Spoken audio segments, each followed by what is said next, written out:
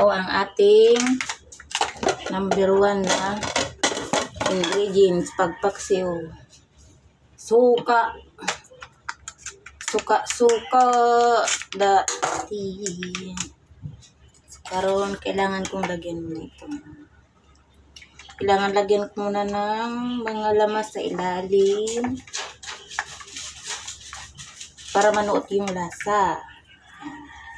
Tapos pwede rin pailaliman ng ampalaya. Tapos lagyan ng kunting asin.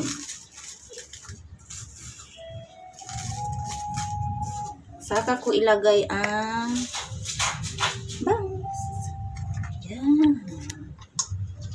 Kasi ang pinaka-paborito kong ulam is paksiw. So, nilagay ko na lahat yung bangus. Ayun na sila.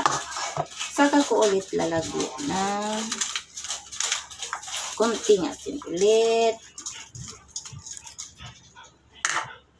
Tapos, ilalagay ko na naman ang ampalaya. Yan sila.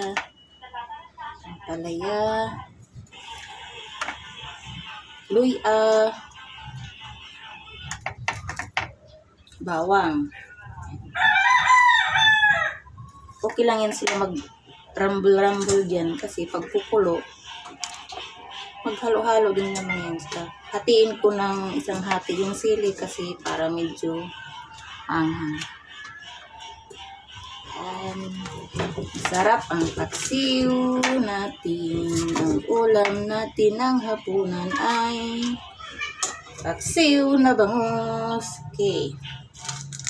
Lagyan natin ng paminta. Pwede pamintang durog kung walang buo. Kung may buo, di doon ka na sa buo.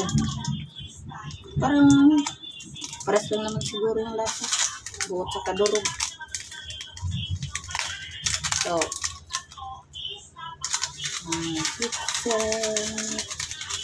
Depende lang yan sa panglasa nyo. Kung yung iba ayaw ng maalat, yung iba gusto din ng maalat.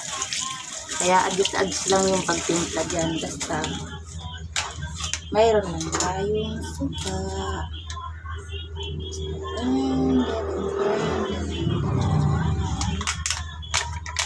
Yung iba din gusto ng paksiw na maasim. Yung iba din ayaw nila ng mas maasim.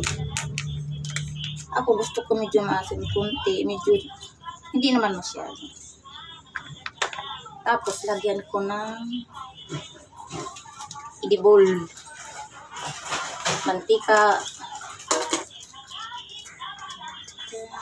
Para sa sarap ang paksiw kailangan sayaw-sayaw. Isayaw. Okay. Talang natin.